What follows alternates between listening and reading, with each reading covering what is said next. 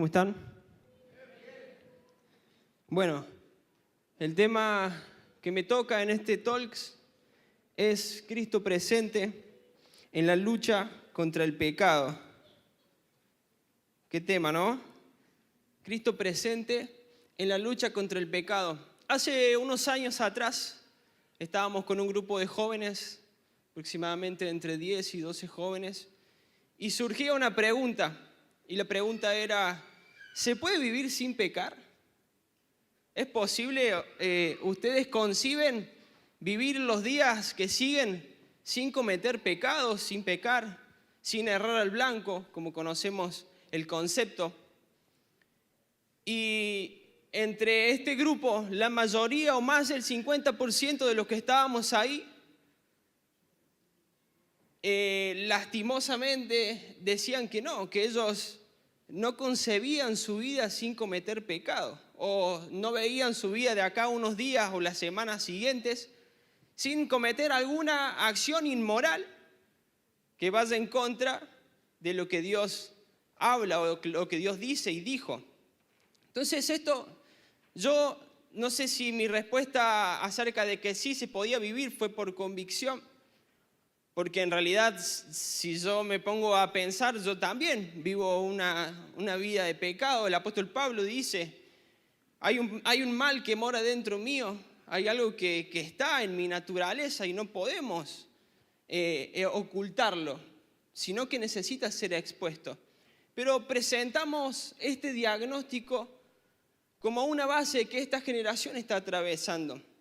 Hay una lucha y creo que el título es sumamente claro en cuanto a esto. Cristo presente en la lucha contra el pecado. No se trata de Axel en la lucha contra el pecado, porque en vano dejaríamos el sacrificio que hizo Jesús por cada uno de nosotros. Y creo que ese es el problema que tiene esta generación. Y que se ha cansado todos los días de luchar y de luchar contra algo que al final solamente parece que los termina hundiendo cada día más.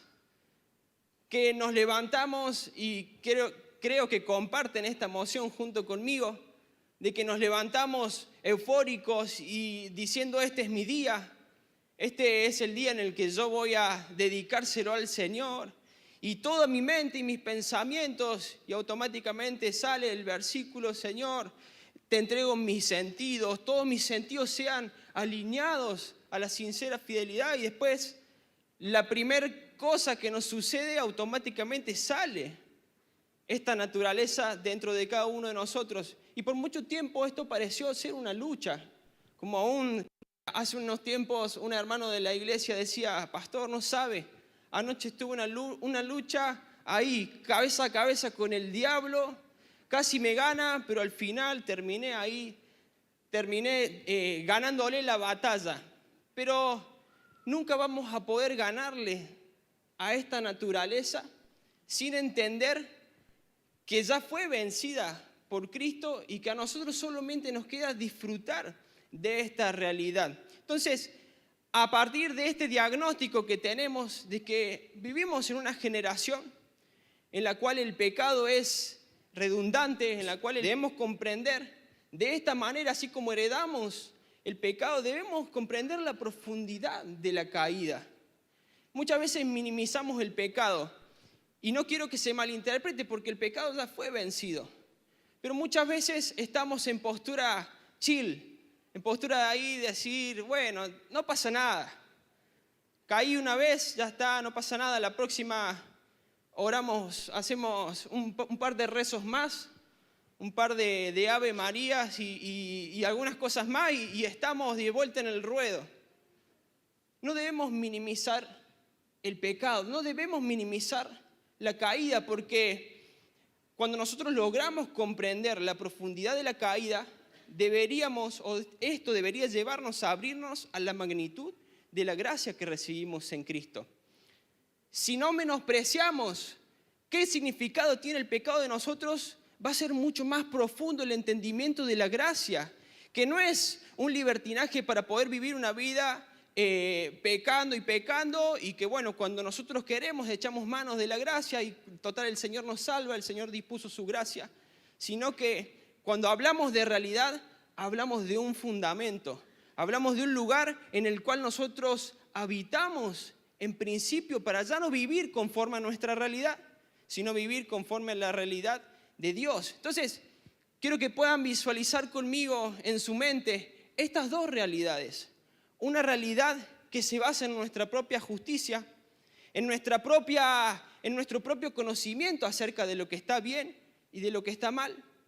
Y luego está la realidad por comer de un fruto de vida que nos otorga una vida sin pecar, una vida sin errar al blanco, una vida dando todo el tiempo en el centro, acertando y no perdiendo el enfoque. Si lo pensamos al pecado solamente como una acción, vamos a pasar toda nuestra vida luchando contra él. Y más que una acción inmoral, más que cometer acciones que van en contra de lo que Dios dice y que es por mucho tiempo lo que la religión nos quiso vender, si vos haces las cosas mal, vas a ser destituido de la gloria de Dios. Más que cometer acciones que van en contra de un paradigma religioso, el pecado es habernos ido del lugar en el cual nosotros debíamos haber estado siempre.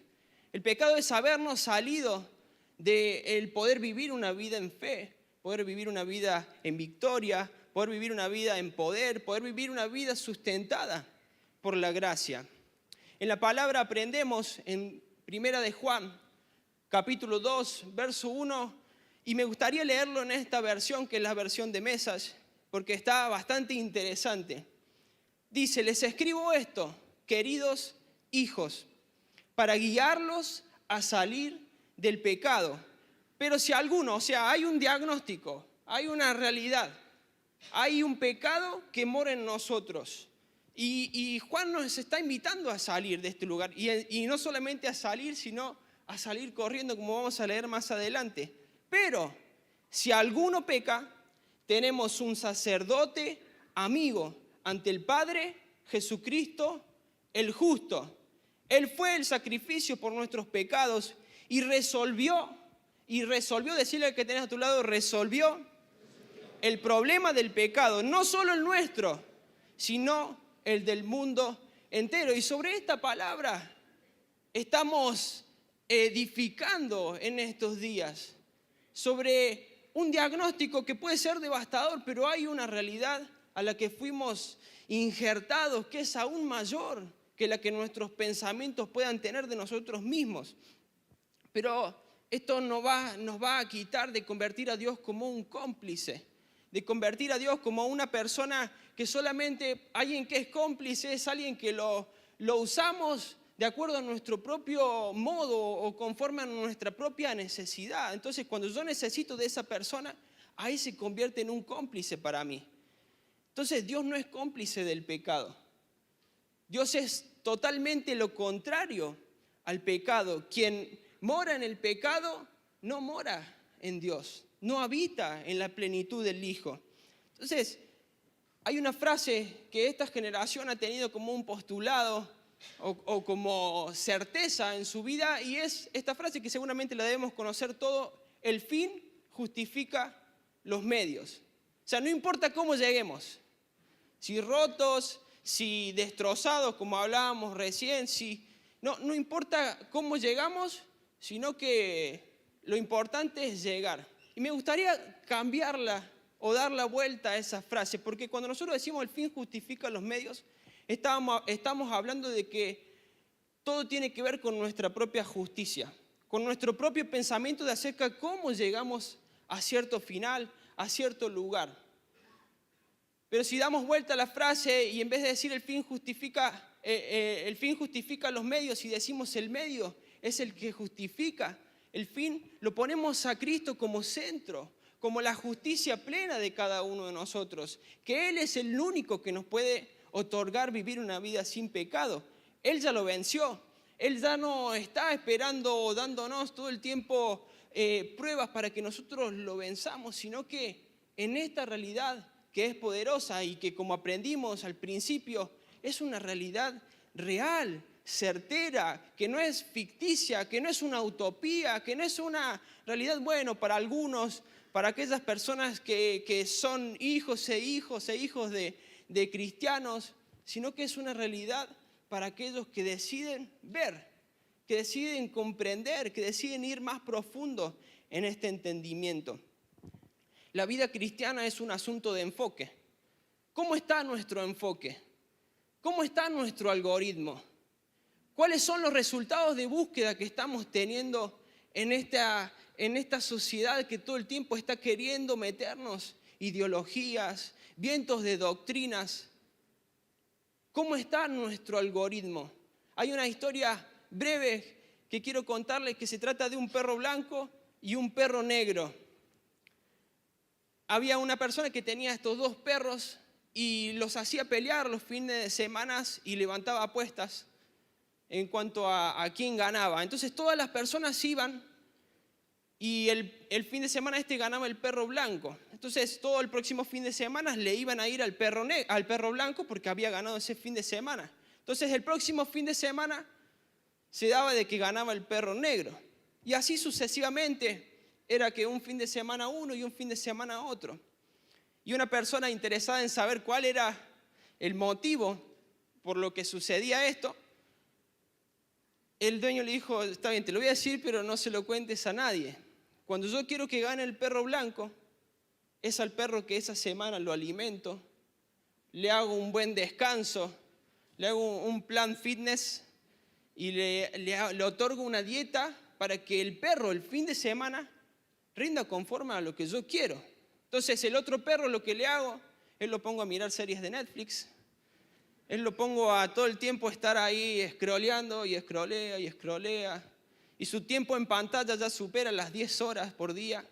Entonces llega el fin de semana y llega totalmente cansado, frustrado, con una mente que no le da para más, que solamente para mantenerse en pie. Entonces, a lo que voy con esto es que, y con lo del algoritmo, es que a qué nosotros le estamos dando nuestro enfoque.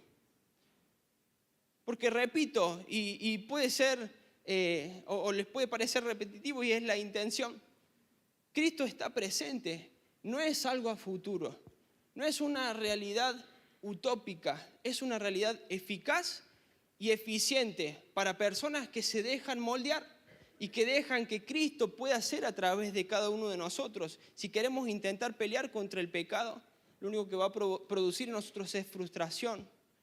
Es estar continuamente errando el blanco, es perder de vista nuestras generaciones, porque si hay algo que logramos vencer con Cristo presente en cada uno de nosotros es recuperar el pensamiento generacional, de que lo que yo estoy logrando vencer juntamente con Cristo hoy es un peso menos para nuestras generaciones. Entonces, Cristo es el árbol de vida.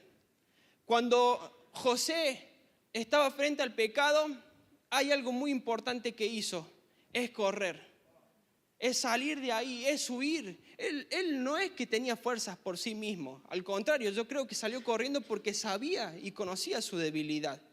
Entonces, corramos hacia Cristo. Cuando Dios colocó a Adán y Eva en el principio en el huerto del Edén, les dijo, no coman de este árbol, pero sí corran todos los días a comer del árbol de la vida.